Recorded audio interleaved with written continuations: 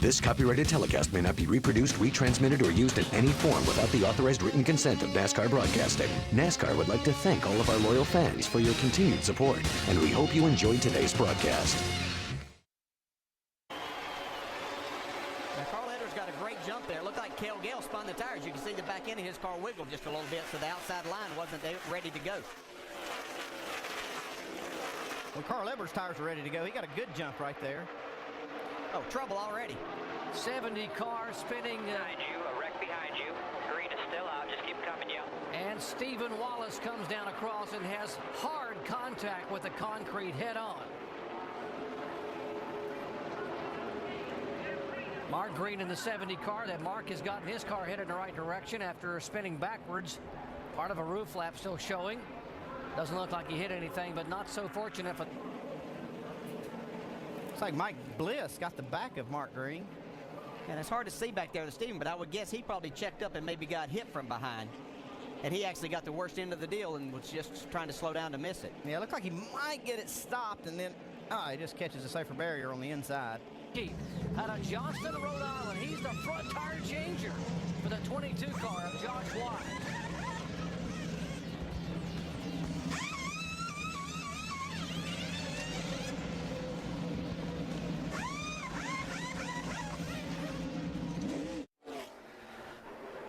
Under caution in Michigan, there's the damaged car number 6 of David Reagan trying to limp his way back to the garage area after he spun off of turn 2 and had contact with the back of his Ford. Like Reagan said a moment ago, he was very, very loose in the car, and we're given the history of this racetrack. Yeah, you do expect the track to tighten up. A lot of guys start their cars pretty free. You see David just gets really loose right here, basically by himself. They're on the verge of doing this just about every lap anyway. 5th and 6th. David Stremman having a good run here. He qualified up there. So we see a battle for the lead once again. Tony Stewart on the high side of Carl Edwards this time. Tony's not going to give it up. Got a crash here, 23 car. That is Robert Richardson Jr. His Chevy, hard impact in the back. He's still under power. Car, right side of your screen there. He's basically out of control when he comes in the picture there, kind of by himself. And a little bit of smoke puffing out of the back of the 99 and the 2. Let's watch these two guys battling for position. That's 4th and 5th. Looks like Clint got a little bit too loose on the bottom and didn't have enough room to catch it. And now the 99 has gotten into the wall coming off of turn 2. Yeah, I'm sure they had some problems. Yeah, he's blown a left front tire from that tire rub. Wow. Yeah, it just got worse for him. They are black flagging the 29 car of Scott Wimmer because he was the lucky dog to get back on. Oh, we got trouble on the racetrack. The 9 car, Patrick Carpentier. Turn us around. The 64 just turned us around. Hold on to it. Hold on to it. We're going to be okay. We're going to be okay. Gather it up and go. A flat left front tire. He better not go too hard, had he, Andy. No, that's Keith Barnwell, the spotter. And Patrick is bringing it to it. Trying to get him back up here, and all the tires are still up. That's what we were just talking about. It's risky right here on these restarts when these guys are trying to stay on the lead lap. That will bring out caution for the 5th time, and he's trying to get back to pit road with that left front tire down. Strimmy in the 64. Oh, he just catches the back of Patrick there. Yeah, it's pretty obvious that happened. Be interesting to see how NASCAR views this because that was to stay on the lead lap, and if they have any. How about these guys here, Biffle, Vickers, and Martin? A little argument over real estate here. These guys keep making passes, and it looked like Biffle, maybe he got down on the bottom a little too much and wore some good rubber off of those Goodyear tires. He was real strong there for a few laps, and now these guys are able to get back by. Wow, that was a small hole that Mark Martin slid his Chevrolet into. Remember, he had this car at Las Vegas, and he put it in. He was pretty aggressive in those final laps at Las Vegas involving a couple of cars in contact. Got him the win. Now on the bottom of the racetrack trying to get that 3rd spot away.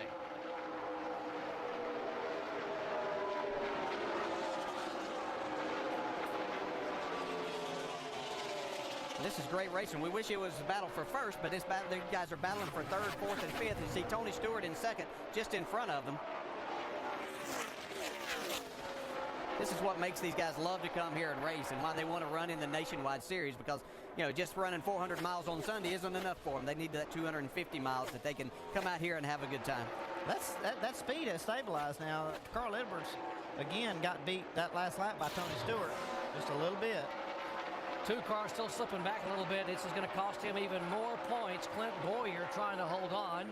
By the way, the car he had contact with, David Rudiman, back on the racetrack. Jerry Baxter and that crew getting him back out. He is 26 laps down, being shown in 34th position.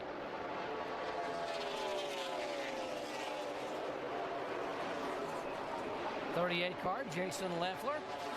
And he continues to have another top 10 run. Solid run today for the Braun Motorsports efforts for Jason Leffler. And the Braun guy's having a good day. Got Vickers up there in third. There's Jason Leffler in the top 10. And we got Kelly Byers just behind these guys in the 10th spot, who's done a really good job. The guy that came in here second in the points, Brad Keselowski, just behind them. There's Kelly Byers. He's just done a really solid job all day long in that car. 23-year-old Wisconsin driver is Byers, and of course he's Marcus Ambrose's teammate.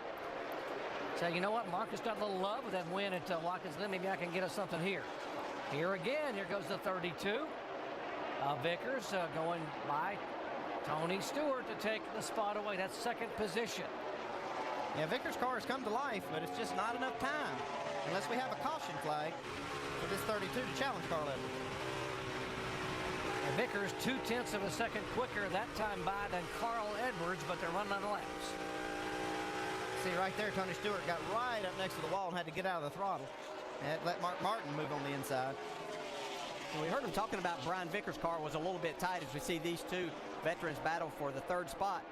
And sometimes it's hard to get yourself. We know he was running the high line, but your car that tight, it's really hard to get up there against the wall because you just don't have enough room. So we see Mark Martin take that third spot away from Tony Stewart. But Tony battling back to the inside. That's what's so great. You think you've made that pass and you get by, and here comes the guy. He's got back to the gas and used to draft a little bit to get back in front of you. And if you're Mark Martin, it's got to be a helpless feeling. Yeah, it's fun, but it's aggravating at the same time, you know.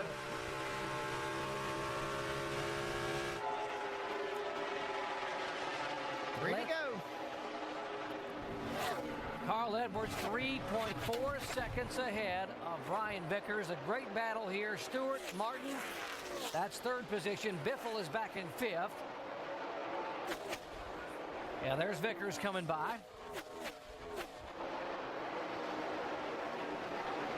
I think a lot of guys had really solid runs here today. As we watch these guys battle up towards the front. Somebody I've been impressed with, Andy, is Dario Franchitti. He's back in 13th spot, and I saw Dario in the garage area, and he was glad to be back in the car. He enjoyed last week. He had a great run, and obviously doing a good job, and just hoping that he can find his way back to the Sprint Cup Series. He's learning every time he gets in the car. He learns a little bit more, and he's about the stock cars. He's a great race car driver and a winner, and I know that once he learns this stock car racing skill, he's going to be a contender. Yeah, settled the pole last week at Watkins Glen, finished career best fifth. There's our leader right there, Carl Edwards' car. A little different color you saw this week, but man, he got his car right whenever it was time. What is it about Brian Vickers? He always runs well here. He led 44 laps in the Cup race back in June, got a top 5 finish. He led in this race a year ago, had one of the best cars, ended up finishing 6th. May finish second today. Is it certain racetracks and certain drivers? I know you love this place. Yeah, it is a fun place, and you get a feel and you adapt as we have a crash here, but the white flag has already been displayed. And so the race will be official because they are waving the Kevin Moss, waving the white in caution, and Carl Edwards will get the win. Caution is out. So for the first time in his NASCAR Nationwide Series career, Carl Edwards is a winner at Michigan. Carl was asking about a green white checkered. He don't have to worry about that now. Yeah, he doesn't have to worry about it. But if that happened a corner sooner, he would have had his hands full with Brian Vickers, I'm afraid. Well, he might have, but man, they really got that car right at the right time, and he had it hooked up on the bottom of the racetrack. He earned this one for sure. Yeah, he earned it, and he's earned a pretty good point today, too. He's going to like what he sees when he gets out of that car as far as the points go. Yeah, right now it's showing 113 points back of the 2-car of Clint Boyer, who slid back to 10th position. Edwards coming down, waving to the crowd here. Yeah, that's it. Checkered flag. Good job. It'll be Carl Edwards' third win of the 2008 season. He won at Milwaukee. He won at Gateway, and now gets his first win, and the first win for Roush Fenway at this racetrack since 1998. It's important when they come here for Jack Roush and his organization. He does a lot with the car manufacturers and obviously Ford Motor Company, and this is an important time when they come here for the 2 Cup races and this nationwide race. Dave Burns is caught up with his crew chief, Drew Blickensderfer. This copyrighted telecast may not be reproduced, retransmitted, or used in any form without the authorized written consent of NASCAR Broadcasting. NASCAR would like to thank all of our loyal fans for your continued support, and we hope you enjoyed today's broadcast.